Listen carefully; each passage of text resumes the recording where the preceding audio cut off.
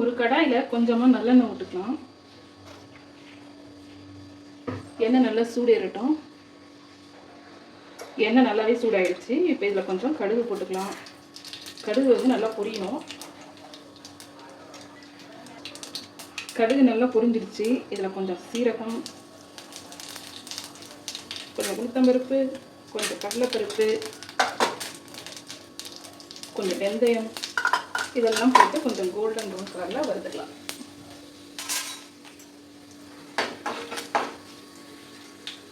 So பருப்பு லைட்டாக colour மாறிடுச்சு. இப்போ இதில் வெங்காயம், ஒரு வெங்காயம் கட் பண்ணி வச்சுருக்கேன். ஒரு 10-15 பூண்டு உரிச்சு வச்சுருக்கேன். இதை இதில் போட்டுக்கலாம்.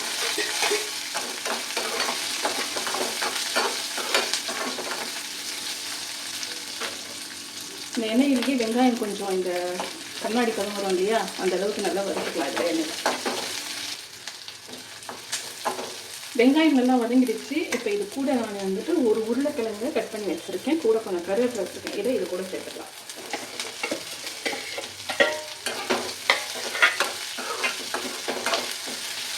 இந்த எண்ணெயிலேயே கொஞ்சம் இந்த உருளைக்கிழங்கையும் வதக்கிக்கலாம்.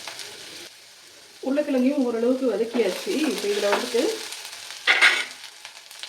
ஒரு நெல்லிக்காய் அளவு புளி எடுத்து ஊற வச்சு கரைச்சி வச்சுருக்கேன். அதை வந்து இதில் சேர்த்துக்கலாம்.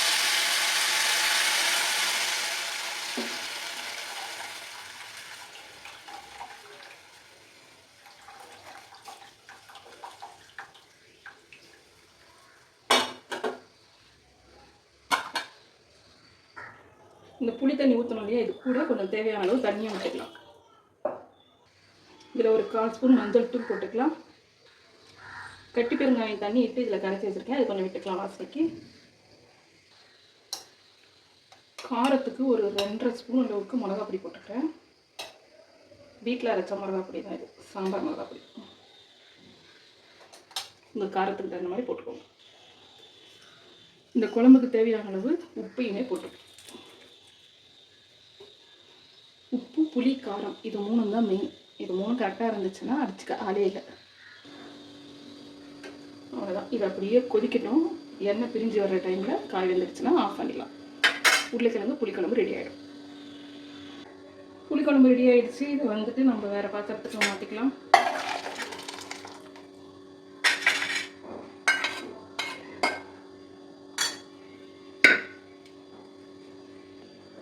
இப்போ இன்னொரு கடாய் வச்சு அதில் கொஞ்சமாக எண்ணெய் விட்டுக்கலாம்.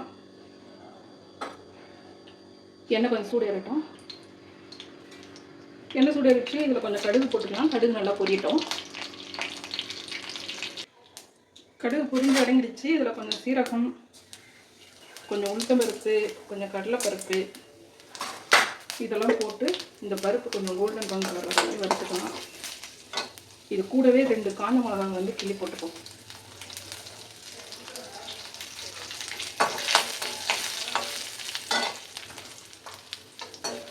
பருப்பு கலர் மாறிடுச்சு. இது கூட வந்து நான் கேரட்டும் பீன்ஸும் அரிஞ்சு வச்சுருக்கேன். இது கூட கொஞ்சம் கருவேப்பிலையுமே போட்டு வச்சுருக்கேன். இதை இது கூட சேர்த்துடலாம்.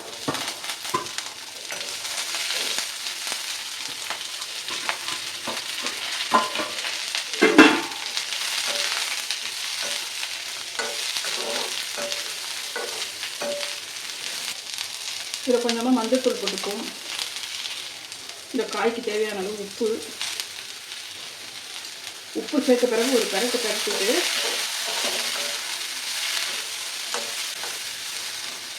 அதுக்கப்புறமா கொஞ்சமாக தண்ணி ஊற்றணும்.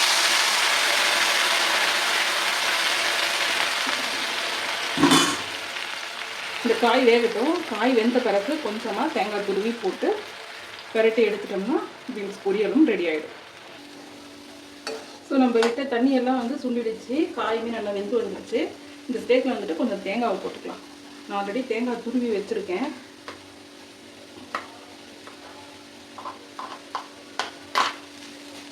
அவ்வளோதான். இதை நல்லா கிளறி கொடுத்து ஒரு நிமிஷம் சிம்மில் வச்சு இறக்கிட்டோம்னா நமக்கு சூப்பராக கேரட் பீன்ஸ் பொரியல் ரெடி ஆகிடும்.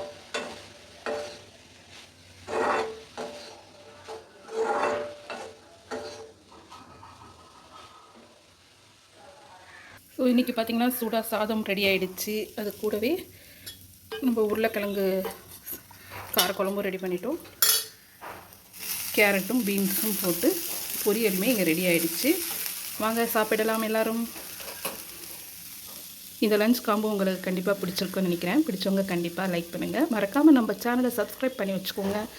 பக்கத்துலேயே இருக்க அந்த பெல் ஐக்கானை ஆன் பண்ணி நோட்டிஃபிகேஷன் ஆன் பண்ணி வச்சுக்கோங்க. அப்போ தான் நம்ம போடுற அடுத்தடுத்த வீடியோஸ் உங்களுக்கு நோட்டிஃபிகேஷனில் கிடைக்கும். ஓகே, இதே போல் அடுத்த வீடியோவில் பார்க்கலாம். நன்றி.